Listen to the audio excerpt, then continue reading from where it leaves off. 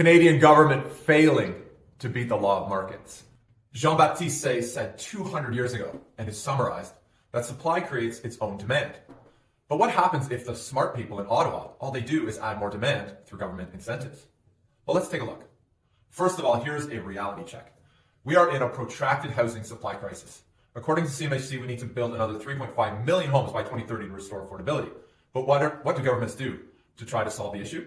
Well, they come up with swaying schemes that show short-term results for a few and cost a lot in taxpayer money. And as you will see, higher costs for those entering the housing market. In a new analysis, the chief economist at CMHC has shown the cost benefit of the programs like first home savings accounts, first-time home buyer tax credits, on helping some Canadians access housing while leaving others in an even more disadvantageous place down the road. Check this out.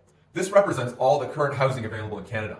Now, the government introduces a program that incentivizes saving towards housing, and 52,000 people access ownership. Huge win, right?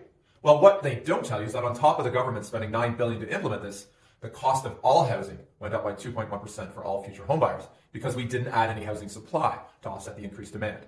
So on a $950,000 home, this now becomes $970,000. This is not assisting Canadians to moving towards more affordable housing for future generations.